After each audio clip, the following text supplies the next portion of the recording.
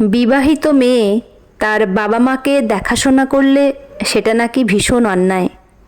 কারণ বিয়ের পর সে তার সব দায়িত্ব পালন করবে শ্বশুর বাড়ির জন্য।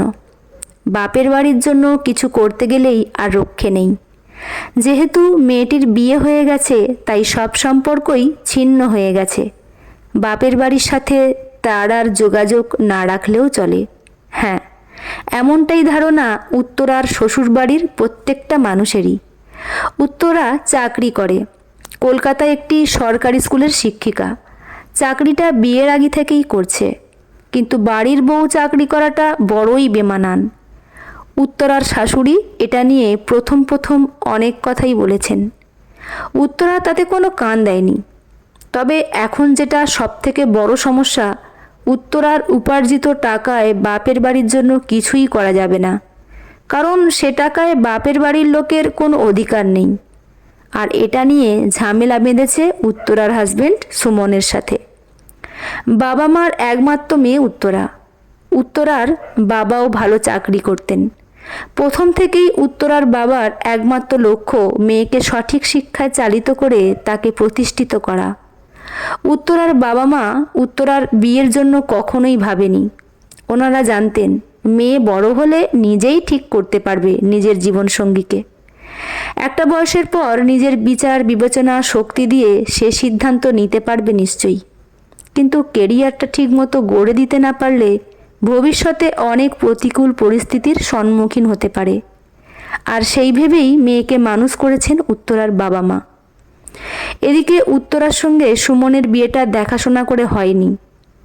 একে অপরকে ভালোবেসেই বিয়ে করেছে। বিয়ের আগে 8 বছরের প্রেম। উত্তরার এক বান্ধবী ছিল সৌরভী। সৌরভী একদিন কথোপকথন প্রসঙ্গে উত্তরাকে বলেছিল, আমার একজন বন্ধু আছে, খুব পছন্দ করে তোকে। আমাকে পছন্দ? হ্যাঁ রে, বিটেক করেছে, ভালো ছেলে, নাম সুমন। সৌরভী পরিচয় করিয়ে দিয়েছিলেন সুমনের সাথে। তারপর সুমনের সাথে পরিচয়, তা থেকে বন্ধুত্ব, পরে প্রেম। উত্তরা তখন কলেজে পড়ছিল, ইংলিশ অনার্স। কলেজ কমপ্লিট করে মাস্টার্স, বিএড, তারপর চাকরি পায় উত্তরা। ওদিকে সুমনও একটা কোম্পানিতে জয়েন করেছে ততদিনে। উত্তরা সুমনের কথা বাড়িতে জানায়। উত্তরার বাবা মায়ের কোনো আপত্তি নেই, কারণ উত্তরা বড় হয়েছে, নিজের পছন্দের ছেলেকে বিয়ে করবে, এতে আর অসুবিধার কী আছে। কিন্তু সুমনের বাড়িতে চাকরির করা মেয়ে তাদের ছেলের বউ হবে, এটা মানতে একটু অসুবিধা। যাই হোক, অবশেষে দুই বাড়িতে কথাবার্তা হয়ে সুমন আর উত্তরার বিয়েটা সম্পন্ন হয়। বিয়ের কয়েকটা দিনের ছুটি কেটে যাওয়ার পর উত্তরা স্কুলে জয়েন করে। উত্তরার এই চাকরি করাটা সুপত্রা দেবীর ঠিক পছন্দ হচ্ছিল না। সুপত্রা দেবী অর্থাৎ উত্তরার শাশুড়ি প্রথম দু একটা কথা অবশ্যই শুনিয়েছিলেন। শাশুড়ি মায়ের কথায় তো চাকরি ছাড়া যায় না। আর সমস্যা তৈরি হলো অন্য জায়গায়। স্যালারির সমস্ত টাকা নিজের কাছে রাখা যাবে না। নিজের প্রয়োজন মতো টাকাটা রেখে বাকি টাকা সুমনের হাতে তুলে দিতে হবে, এটাই সুমনের বক্তব্য।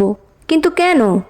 উত্তরা জানিয়েছিল, সংসারের প্রয়োজন আমি খরচ করব, কিন্তু আমি তোমার হাতে সব টাকা তুলে দিতে পারবো না। সুমন বলেছিল, কেন দেবে না? যদি দিতে না পারো তাহলে চাকরি করারও দরকার নেই। এই নিয়ে সুমনের সাথে প্রায় দিনই ঝামেলা হতো টুকটাক। তাতে উত্তরার কিছু যায় আসেও না। উত্তরা তার রোজগারের টাকা নিজের কাছেই রাখবে, প্রয়োজনে সংসারের জন্য খরচও করে।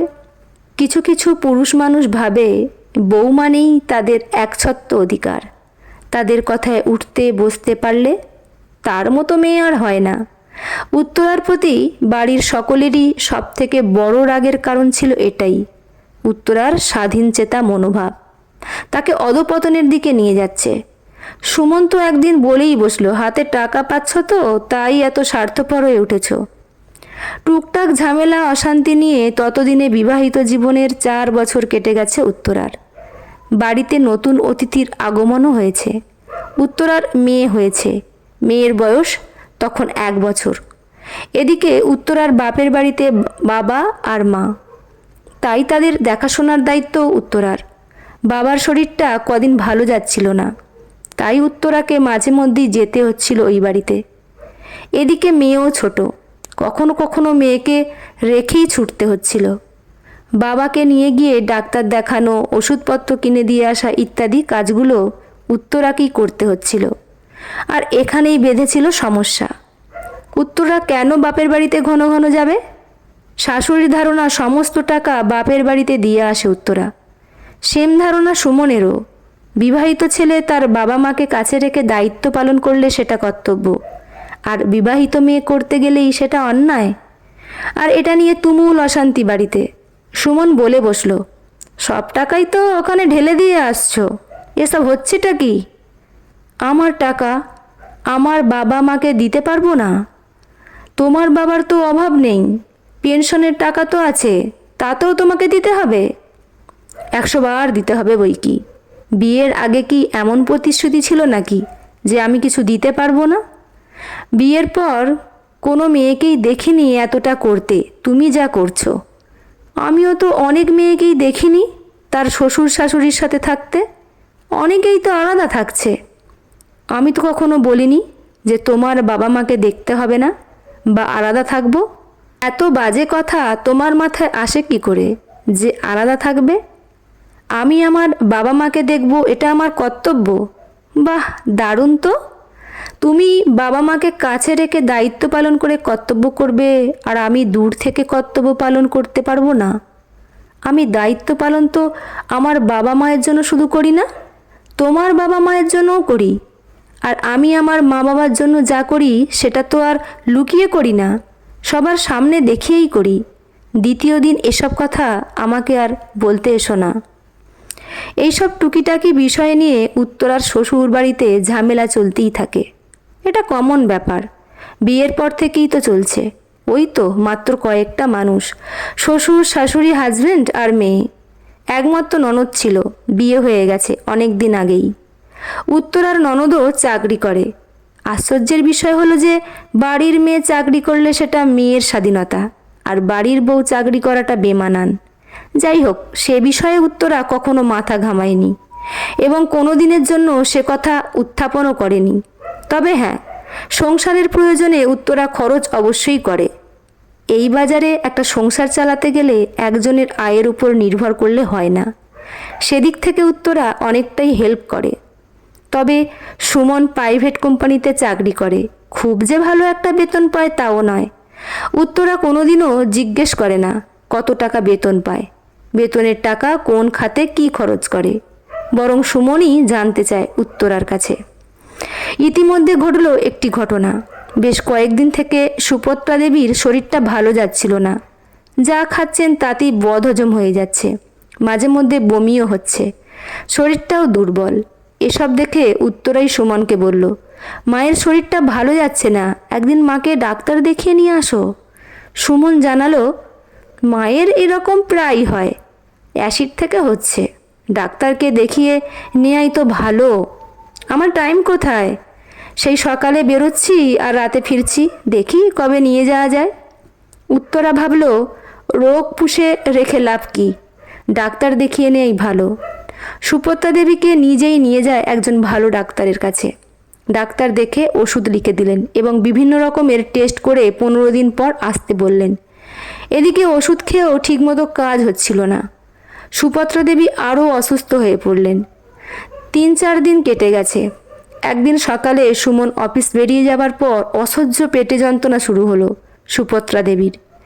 উত্তরা স্কুল যাবে বলে রেডি হচ্ছিল সে সময়। শাশুড়ি মায়ের ওই অবস্থা দেখে আর স্কুল যেতে পারেনি উত্তরা। ডাক্তারকে সঙ্গে সঙ্গে ফোন করে উত্তরা সব কিছু জানালে ডাক্তারবাবু বলেন, এভাবে ফোনে বলা তো সম্ভব নয়, খুব অসুবিধা থাকলে নার্সিংহোমে নিয়ে এসে অ্যাডমিট করে দিন। সঙ্গে সঙ্গেই ডাক্তারের সঙ্গে পরামর্শ করে নার্সিংহোমে ভর্তি করেন শাশুড়িকে। তারপর সুমনকে ফোন করে জানায়, আমি মাকে নার্সিংহোমে অ্যাডমিট করেছি, তুমি বেরিয়ে যাবার পর মায়ের শরীরটা খুব খারাপ হয়ে গিয়েছিল, পারলে তাড়াতাড়ি চলে এসো। সুমন অফিস থেকে তাড়াতাড়ি বেরিয়ে আসে। ডাক্তারবাবু যে টেস্টগুলো করতে বলেছিলেন সেগুলো সব টেস্ট করা হয়। রিপোর্ট দেখে ডাক্তারবাবু বলেন, লিভারের অবস্থা একদম ভালো নেই। এই রোগটার নাম হচ্ছে সিরোসিস অফ লিভার, তাই লিভার ট্রান্সপ্ল্যান্ট করতে হবে। Liver transplant? ডাক্তারবাবু, ওষুধের দ্বারা কাজ হবে না? কি বোকার মতো কথা বলছেন! আসলে অনেক আগে থেকে এর চিকিৎসা করা উচিত ছিল, আপনারা দেরি করে ফেলেছেন। তাড়াতাড়ি ট্রান্সপ্ল্যান্ট করতে না পারলে। ডাক্তারবাবু, এতে তো অনেক খরচ। তা তো বটেই। ডাক্তারবাবু, আপনি অপারেশনের ব্যবস্থা করুন, পাশ থেকে উত্তরা বলে ওঠে। তারপর ডাক্তারের কাছ থেকে বেরিয়ে এসে সুমন উত্তরাকে বলে, এত টাকা কোথায় পাবো এখন? তোমাকে ভাবতে হবে না, আমি সেসব ব্যবস্থা আগে থেকেই করে রেখেছি। তুমি হয়তো জানো না, বিয়ের 1 বছর পরেই আমি আমাদের ফ্যামিলির সকলের জন্যই মেডিক্লেম করে রেখেছি। আর আমি আমাদের ফ্যামিলি বলতে শুধু আমার বাবা মাকে বুঝি তা নয়, ফ্যামিলির মধ্যে আমার বাবা মা যেমন আছে তেমনই তোমার বাবা মাও আছেন। 2 বাবা মায়ের জন্য 20 লক্ষ টাকা মেডিক্লেম করা আছে, যেখানে ইয়ারলি একটা মোটা অঙ্কের প্রিমিয়াম আমাকেই দিতে হয়। কি বলছো উত্তরা? এসব কথা তুমি আমাকে আগে কখনো বলনি তো। বলার সুযোগ দিয়েছো আমাকে, শুধু তো ঝগড়াই করে গেছো। ভেবেছো আমি টাকা রোজগার করি মানে নিজের ইচ্ছে মতো নিজের জন্য সব কিছু করি? আমাকে ক্ষমা করো প্লিজ, নিজেকে ভীষণ ছোট মনে হচ্ছে। চলো এসব কথা না বলে বরং রিসেপশনে গিয়ে কতটা কি খরচ হবে সেটা জেনে নিই, দেরি করলে চলবে না। সব কিছু ব্যবস্থা করার পর সুপত্রা দেবীর অপারেশন হয়, লিভার ট্রান্সপ্ল্যান্ট করা হয়। অপারেশন সাকসেসফুল হয়। অপারেশনের পর 3-4 দিন কেটে গেছে। ডিজিট আওয়ারে উত্তরা এসেছে শাশুড়ি মাকে দেখতে, সাথে সুমনও আছে। সুপত্রা দেবী কিছু বলার যেন চেষ্টা করছিলেন, চোখের কোণে জল। উত্তরাই জিজ্ঞেস করে, কিছু বলবেন মা? কিছু অসুবিধা হচ্ছে? খুব আস্তে করে বললেন, যে ভুল ধারণাটা ছিল সেটা তুমিই বদলে দিলে। চাকরি করা মেয়েরা নাকি স্বার্থপর হয়, তারা নিজেরটুকু ছাড়া কিছুই বোঝে না। কিন্তু এ ধারণাটা যে কতটা ভুল, এমন কঠিন অসুখে না পড়লে আমিও তোমাকে চিনতেই পারতুম না। ধারণা বদলালে সম্পর্কটাও যে বদলে যায়। কৃতজ্ঞতা জানানোর কোনো ভাষা নেই আমার কাছে। উত্তরা মুখে মৃদু হাসি রেখে বলে, আমি কিছুই করিনি মা, যা করেছেন ঈশ্বর করেছেন। আপনি যা পেয়েছেন সেটা আপনার ভাগ্যে, আপনার কপালে খারাপ কিছু নেই। তাই তো আজ যা হয়েছে তা ভালোই হয়েছে। আমি বাবা মায়ের পাশে যেমন আছি, তেমনই আপনারাও তো আমার আর এক মা বাবা। কখনো ভুল বুঝবেন না। অনুশোচনার আগুনে সুপত্রা দেবী যেন অনেকটা দগ্ধ। আমার ভুলটা আমি বুঝতে পেরেছি। তোমার বাবা মায়ের কাছে আমি কৃতজ্ঞ। তোমাকে সুন্দর শিক্ষা দিয়ে মানুষ করে প্রতিষ্ঠিত করেছিলেন বলেই তাদের সুশিক্ষার ফল আমাকে আরও কয়েকটা বছর বাঁচার সুযোগ করে দিয়েছে। এতটা উদারতা আমি বা আমার ছেলে কেউ দেখাতে পারিনি। আশীর্বাদ করি সারা জীবন যেন এভাবেই সকলের পাশে থেকে যেন আলোর যাত্রী হয়ে উঠতে পারো। ভগবান তোমার মঙ্গল করুক। গল্পটি এখানেই সমাপ্ত। কলমে সরজিৎ ঘোষ, পাঠে আমি রিমি। কেমন হয়েছে জানাতে ভুলবেন না। দেখা হচ্ছে পরের গল্পতে।